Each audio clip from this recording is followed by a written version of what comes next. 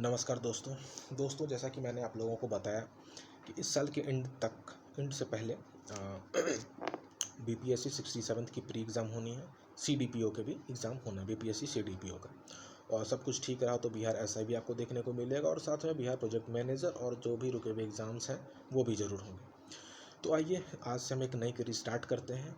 हम उन चीज़ों को मौखिक रूप से समझेंगे जो एग्ज़ामिनेशन पॉइंट ऑफ व्यू से बहुत बहुत बहुत इम्पॉर्टेंट है। अच्छा, जिन चीज़ों की ज़रूरत होगी बोर्ड से, मैं बोर्ड के माध्यम से भी उन चीज़ों को आपको बताऊंगा। लेकिन फ़िलहाल इस कड़ी को हम स्टार्ट करेंगे और इसमें उन चीज़ों को हम जानेंगे जो एग्जामिनेशन पॉइंट ऑफ व्यू से बहुत इंपॉर्टेंट और बिल्कुल मौखिक रूप से जानेंगे।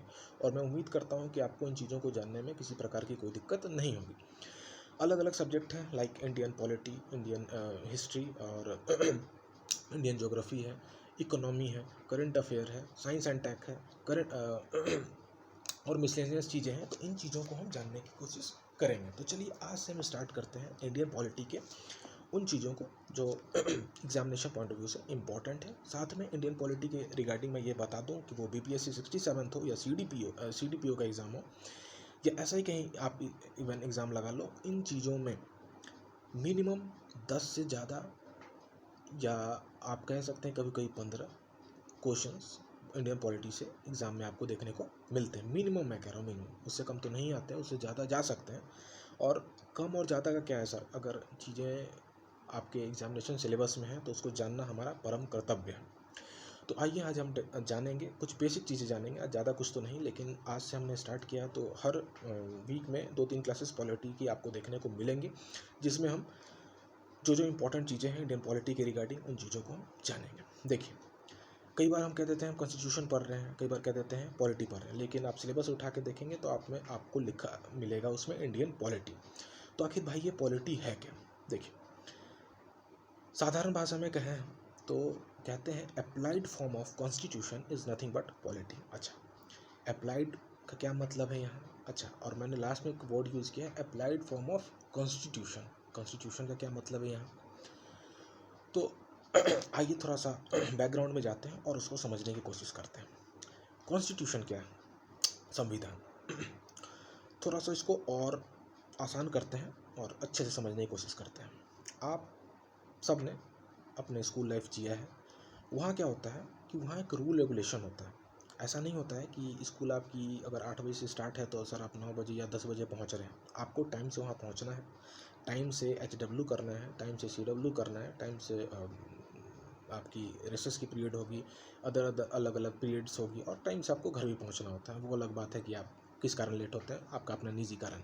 मतलब एक रूल रेगुलेशन आप फॉलो कर रहे हैं ताकि उस इंस्टीट्यूशन में हर चीज़ें तरीके से निभाई जा सके। ठीक वैसे ही जैसे उस स्कूल को रन करने के लिए रूल्स एंड रेगुलेशन की ज़रूरत होती है, ठीक उसी तरह से रूल्स और प्रोविजंस की ज़रूरत होती है एक देश को चलाने के लिए। एक देश को चलाने के लिए collection of rules and regulation की ज़रूरत पड़ती है, और इसी को क्या कहते हैं सर? संविधान। तो उम्मीद करता हूँ कि संविधान को जो लेमन भाषा में समझाना चाहिए था मैंने आपको समझा दिया। अब थोड़ा सा और इसको क्लियर करते हैं। देखिए, संविधान क्या है कि किसी भी थ्योरेटिकल चीज़ का जत्था संविधान कहलाता है। ये मैं बिल्कुल लेमैन टर्म में आपको समझाने की कोशिश कर रहा हूँ, बिल्कुल साधारण से साधारण भाषा। कैसा भी थ्योरेटिकल चीज़ जिसका कलेक्शन रूल्स एंड प्रोविजंस के बेसिस पे किया गया है, उन चीज़ों का संग्रह क्या कहलाता है? संविधान कहलाता है, यानी कॉन्स्टिट्यूशन। और उसको जब एप्लीकेशन फॉर्म में या अप्लाइड फॉर्म में हम लाते हैं, अप्लाइड फॉर्म में लाते हैं, तो वो क्या कहलाता है? पॉलिटी कहलाता है। उम्मीद है बात आपको समझ में आ गई होगी। मैं फिर से रिपीट करता हूँ, संविधान एक थ्योरेटिकल पार्ट है और पॉलिटी एक उसी कॉन्स्टिट्यूशन का प्रैक्टिकल पार्ट है। उम्मीद है बात समझ में आ गया होगा। अच्छा, क्या होता है कि जब हम प्रैक्टिकल करने जाते हैं तो कुछ चीज़ों की हमें ज़रूरत पड़ती है। जैसे आप जाएंगे तो आपको अपरेटिस की ज़रूरत पड़ेगी, बीकर की ज़रूरत पड़ेगी, कभी कभी ऑब्जर्वर की ज़रूरत पड़ती है, कभी कभी कुछ केमिकल्स की ज़रूरत पड़ती है। अगर आप लोगों ने लैब वगैरह किया तो आपको इन चीज़ों का थोड़ा बहुत तो नॉलेज होगा ही होगा। तो ठीक इसी तरह से जब पॉलिटी अपने एक्ट फॉर्म में आती है, अपने अप्लाइड फॉर्म में आती है, अपनी एप्लीकेशन फॉर्म में आती है, तो उसको भी कुछ चीज़ों की ज़रूरत होती है। जैसे पार्लियामेंट की ज़रूरत होती है, जुडिशियरी की ज़रूरत होती है, और कुछ बॉडीज़ की ज़रूरत होती है, like constitutional body, like extra constitutional body. तो इन चीज़ों से को जोड़ के ही पॉलिटी अपने एप्लीकेशन फॉर्म में, प्रैक्टिकल फॉर्म में आती है। उम्मीद है आपको छोटी सी बात समझ आई होगी। अच्छा, हम यहाँ कुछ बॉडीज़ की बात कर रहे हैं। देखिए, कॉन्स्टिट्यूशनल बॉडी होता है, फिर एक्स्ट्रा कॉन्स्टिट्यूशनल बॉडी होता है जो सेल्फ फर्दर डिवाइड होता है दो बॉडीज़ में, like statutory body, like executive body, और एक होता है सर आपका अनकॉन्स्टिट्यूशनल बॉडी।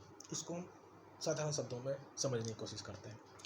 कॉन्स्टिट्यूशनल बॉडी का ये मतलब है ऐसे बॉडीज़ जो कि संविधान में जिनका जिक्र है, that are mentioned in Indian constitution. ठीक, अच्छा, ये कॉन्स्टिट्यूशनल बॉडी हो गई। अच्छा, दिमाग में ये चल रहा होगा तो कौन सी बॉडी को हम कहेंगे कॉन्स्टिट्यूशनल बॉडी? तो ध्यान रखिएगा, दोज मैंने what I have said, these are those bodies which are mentioned in Indian constitution. ठीक है, तो इलेक्शन कमीशन का आपने सर नाम सुना होगा, आपने सर फिनांस कमीशन का नाम सुना होगा। तो ये इन चीज़ों का जिक्र है भारतीय संविधान में। Finance commission comes under article 280 and whereas Indian election commission it is mentioned under article 324। तो हम आर्टिकल पे भी बात करेंगे, हम पार्ट्स पे भी बात करेंगे, हम शेड्यूल पे भी बात करेंगे, लेकिन आज बिल्कुल बेसिक चीज़ें हैं, 10 मिनट में इन चीज़ों को ख़त्म करेंगे ताकि आने वाले क्लासेस में और आसानी से छोटा छोटा वीडियो क्लिप बना के मैं आपके जो भी अंदर गुत्थम गुत्थी चलती हैं कुछ बेसिक चीज़ों को लेकर, उन चीज़ों को मैं क्लियर करने की कोशिश करूँगा। तो मैंने बताया कि कॉन्स्टिट्यूशनल बॉडी वो बॉडीज़ होते हैं जो संविधान में मेंशन किए गए हैं। For example election, finance commission है, इलेक्शन कमीशन। ठीक वैसे ही एक्स्ट्रा कॉन्स्टिट्यूशनल बॉडीज़ हैं। तो एक्स्ट्रा कॉन्स्टिट्यूशनल बॉडीज़ का क्या मतलब होता है सर? ये वो बॉडीज़ हैं जिनका जिक्र संविधान में तो नहीं किया गया है, लेकिन लेकिन लेकिन इनका जो उद्देश्य है संविधान से भटक नहीं है। यानी ये वो बॉडीज़ हैं that are not mentioned in the constitution, but इनकी जो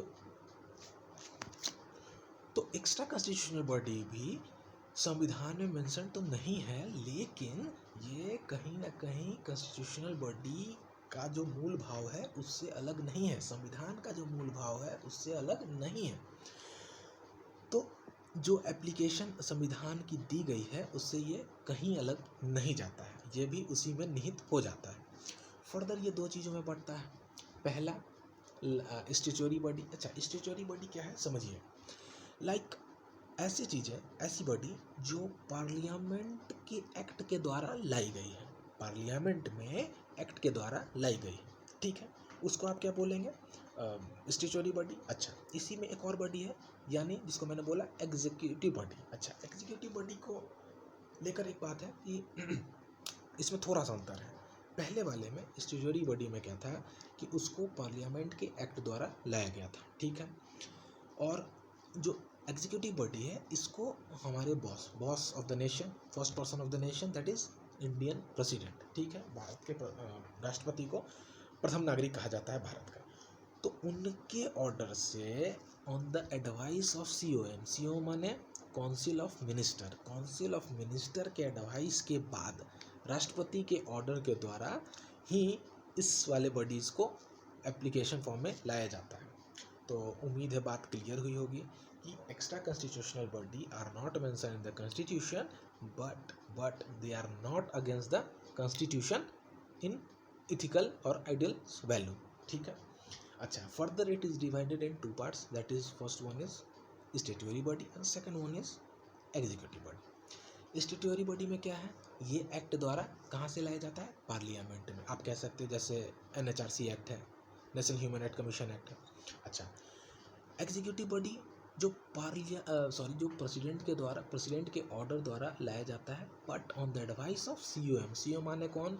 काउंसिल ऑफ मिनिस्टर। अच्छा, इसका एग्जांपल देना हो तो नीति आयोग। याद रखिएगा, नीति आयोग वो चीज़ है जो किसके ऑर्डर पे आई और किसके एडवाइस पे।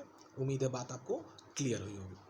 तो चलिए, इच्छा तो है कुछ और चीज़ें आज बता दूं, लेकिन एक छोटे छोटे चीज़ों को मैं आपके पास लाऊंगा, तो ज़्यादा बड़ा वीडियो नहीं लाना है, धीरे धीरे हम टाइम को इंक्रीज़ करेंगे और ज़्यादा चीज़ इसमें इंक्लूड करेंगे। तो आज फिलहाल इंडियन पॉलिटी के रिगार्डिंग है, फिर नेक्स्ट वीडियोस में हम ये जानेंगे कि शेड्यूल का क्या मतलब होता है और आर्टिकल्स में कैसे कैसे पार्ट किए गए हैं, क्या कौन सा आर्टिकल का क्या मतलब है, सिटीजनशिप है, फंडामेंटल राइट है, डीपीएसपी है, फर्दर सेंटर और स्टेट के रिलेशन को हम जानेंगे, गवर्नर का क्या रोल होता है, प्रेसिडेंट का क्या रोल होता है, जो डिफरेंट बॉडीज़ हैं उनको हम जानने की कोशिश करेंगे। कॉन्स्टिट्यूशनल बॉडीज़ में कौन कौन सी बॉडीज़ आते हैं, अनकॉन्स्टिट्यूशनल बॉडी में कौन सी हैं, एक्स्ट्रा कॉन्स्टिट्यूशनल बॉडीज़ में क्या क्या आती हैं। अच्छा, एक बात मैं बताना शायद छूट रहा था, एक बॉडी और आती है जिसका नाम होता है अनकॉन्स्टिट्यूशनल बॉडी। देखिए, ये वो बॉडी है जिसका जिक्र संविधान में नहीं है, लेकिन लेकिन लेकिन ये संविधान के मूल भावना के विरुद्ध है। लाइक जैसे आप सुनते होंगे, नक्सल वगैरह सुनते होंगे, और भी जो माओवादी उग्रवादी तरह के जो ग्रुप हैं वो संविधान के विरुद्ध है। ठीक है, तो मैं एक बारी सम अप कर देता हूँ।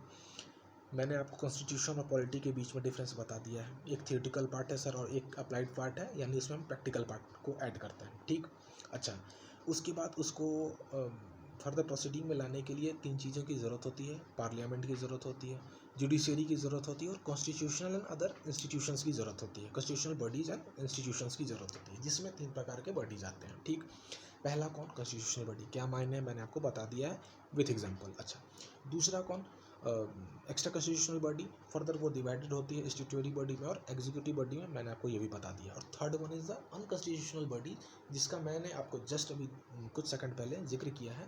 ये वो बॉडीज़ हैं जिनका जिक्र तो नहीं है संविधान में, और साथ ही साथ ये वो हैं जो बिल्कुल भी संविधान के दायरे में नहीं आते हैं, ये बिल्कुल उलट होते हैं। ये अपनी पैरेलल, आपने सुना होगा नक्सल क्या चाहते हैं, वो एक पैरेलल गवर्नमेंट चाहते हैं जो संविधान के खिलाफ जाता है। यही अंतर है एक्स्ट्रा कॉन्स्टिट्यूशनल बॉडी में और अनकॉन्स्टिट्यूशनल बॉडी में। एक्स्ट्रा कॉन्स्टिट्यूशनल बॉडी भी संविधान में मेंशन नहीं है, लेकिन वो संविधान के परे नहीं है, वो उसके एप्लीकेशन आइडल्स के साथ चलती है। ठीक है, लेकिन अनकॉन्स्टिट्यूशनल बॉडी बिल्कुल संविधान में तो मेंशन नहीं है, लेकिन उसके जो उद्देश्य हैं उसके अगेंस्ट है। तो इन चीज़ों को ध्यान रखिएगा। फिर हम जल्द ही नेक्स्ट वीडियो में मिलेंगे कुछ नए टॉपिक्स के साथ, कुछ नए इन्फॉर्मेशंस के साथ। और मैं आपको बता दूं कि अलग अलग सब्जेक्ट की चीज़ों को भी मैं जल्द आपके सामने लाऊंगा, और उन चीज़ों को भी छोटे छोटे वीडियो के माध्यम से जानने की कोशिश करेंगे, और जब भी ज़रूरत पड़ेगी हम बोर्ड की इस्तेमाल ज़रूर करेंगे। टिल देन अपना ध्यान रखें, कोरोना है, अपना भी ख्याल रखें, परिवार वालों का भी ख्याल रखें, और किसी को मदद हो सके तो ज़रूर करिए। चलिए, धन्यवाद, शुभ रात्रि, जय श्री राम।